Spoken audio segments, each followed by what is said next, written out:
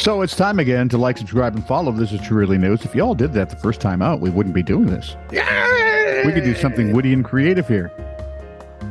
Which have you met us? I have. It'd be a stretch. Okay. So anyway, like, subscribe, follow. I think there are bells involved and check marks and all sorts of things you have to do. So jump through those hoops, and then you're like an official card-carrying TITR member. We love that. Means you can now, wherever you find your TITR fix. I'm not saying titter because I giggle. Like a schoolgirl. Where was I? Well, more like a schoolboy, but okay. Yeah, well, there is that. Where was I? Comment. You can comment wherever you find us. Yep. Wherever you get your TITR fix, leave a comment there, and Scott will find it because, God forbid, anything should be written about anything that he hasn't read. Right. Especially wombat poop. And it works out, and there we go, because it's cubed. Can also send stories, please, nothing about wombat poop, if you would, to TITR@netradio.network. Oh, don't look so surprised. You know somebody's going to dig up something somewhere. I sure hope so. Probably send you samples. This is True, Really News with Scott Combs and Tony Vercanis. All the news you're about to hear is true, Really? as far as you know. E-samples, of course.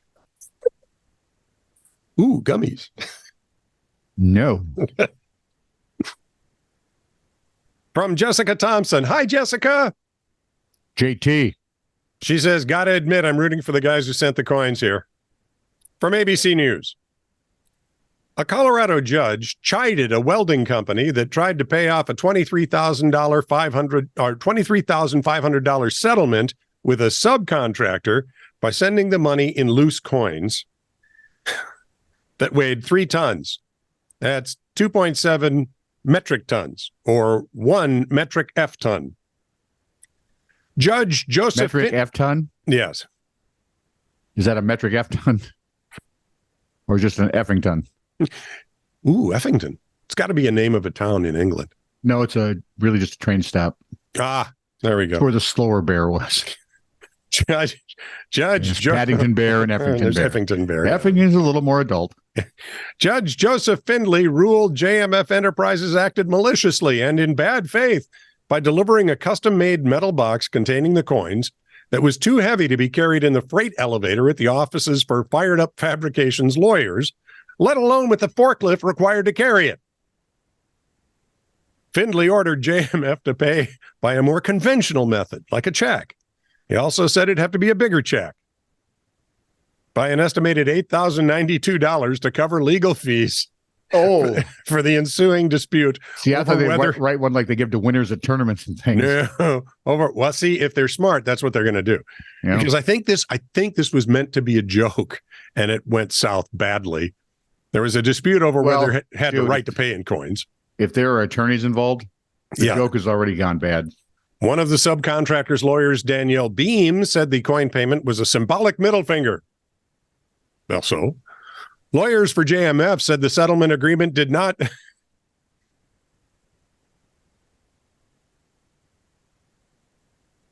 Oh, I know which one now. If it's middles, yeah, there you go. If you count your thumb, it's the right one. Just remember, or that one. All thumbs are fingers, but not all fingers are dandelions. JMF said the settlement agreement did not specify how the money was to be paid and said it had no intention of harassing Fired Up Fabrications, noting that both parties were very close friends before the lawsuit. Not as much after. Makes me think it was a joke, right? Judge Findley said photographic evidence showed JMF apparently took the extra step of taking coins separated in boxes by denomination and dumping them loosely and randomly into the container. Oh, I'm digging this. So they had to go to Walmart and yeah, because the bank wouldn't let them in. Put all the loose change. The amount of time and expense required to. Well, if they wouldn't have wore the clown mask and the Frankenstein mask, they'd have been fine. The amount of time and expense required to remedy the payment attempt would have the effect of significantly reducing and offsetting the net amount of the settlement to be received by plaintiff in the form of costs and inconvenience. But I think that was the whole point. Who's laughing now? No one. Attorneys got involved. Yeah, exactly. Yeah.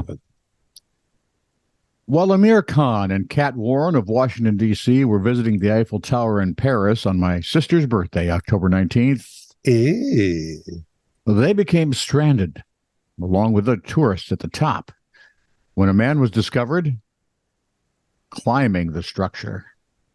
Oh, a French Batman, name pronounced "you're wrong." Stupid Americans. On hand with the couple was Associated Press reporter Pat Eaton Robb, who sounds British, It was a who was triple A? also visiting. Lucky for them, Eaton Robb caught the moment when Khan decided to propose.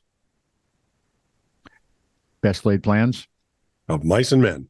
He had been planning to do so later that evening at a restaurant, but she always wanted to be proposed to on or under the Eiffel Tower, so I figured, What the heck? this is it. This is the moment, because Khan is a very bright man. Now, he's smart. If And- the girlfriend says, Just do that. That would be a good idea. While romance was in the air atop the tower, police, meantime, were arresting the climber, who was inexplicably carrying a banner that said something about Billie Eilish. I don't know who he is. she's a Sure. singer. Oh, She's actually the real deal. That gal can write and sing. really? Yeah. Great for you, Billy. Good job. I don't know why you guys crawling up the Eiffel Tower with a banner that has your name on it, but It might be due to her boobacious tatas. oh, I withdraw.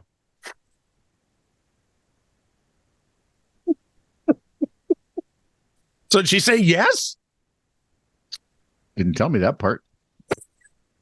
I know. And now you're thinking of boobacious tatas. I'm guessing so is Khan, but Speaking of which, yes. in 2007, researchers tested how the erectile dysfunction drug sildenafil, brand name Viagra, might impact hamsters' sense of jet lag.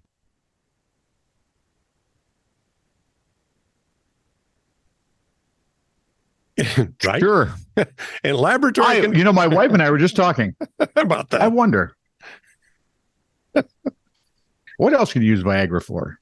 In laboratory conditions that simulated a 6 hours time zone change, hamsters that received a single dose of Viagra were found to adjust up to 50% quicker than hamsters that did not receive Viagra. Because the drug appeared to have such a powerful effect in the hamsters, the researchers speculated Viagra might have useful applications in treating jet lag in humans. Well, Don't. at least he'll have something to play with. Here we go. High school. High school seniors in Marlin, Texas, who can probably spell Viagra, but don't actually use it, are Don't getting need a to. few. They're in high schools, they're perpetually that way. They got it's any day that ends in Y. They got a few extra days off of school last spring, according to KWTX TV. Hey, good for you guys. Yep. The reason 28 of the 33 seniors, if you do your math, that's about 85% or 58 of them, were not, right? 38, 23, 28, 33, 58. We're not eligible to graduate, according to an audit performed by the Marlin Independent School District. The reason? What state was this in? We are in Marlin, Texas. Okay. What reason? What was the reason? They had failed or neglected to complete a course, or they had too many absences. So no matter where you put the school, the student problem is the same. Right. I either ain't doing the work or I just ain't showing up. The ceremony originally, see how times have changed. We knew we had to go to school. We didn't do anything. We got there. And High school is the easiest thing I ever did, I think. Yep. I don't think I cracked. The only time I opened books was for English class because I like to read. Right. All the rest Same of the thing. time, I got by the tests on what they told us in class. Me too. Made it harder for me in college, by the way. No shit, Sherlock. Wow. Worked really well up until geometry. Ooh. Now, why do you suppose the ceremony originally scheduled for May 25th had to be moved into June? They told us that because of the students that didn't meet the requirements, it wouldn't be fair for only For only 5 graduating students to walk the stage, said Well, it's a Alondra lot of pomp Alvarado. for a handful of graduates. Miss Alvarado is, in fact, eligible to graduate, Nice. and I bet she would have been one of the 5. Victoria Banda, whose son did not meet the requirements, said they were given very little notice about the change in plans. They had family traveling in from Mexico for the original ceremony. And if anyone knows that's not cheap, well, yeah. Not easy either. Correct. Administrators hope the time would allow the majority of students to at least meet most of the state's requirements. Walk into the building once, for Pete's sake. Just listen, show up so they know who you are. Get on a security camera, then you can kind of care. This is true, really news. Send email to TITR@netradio.network.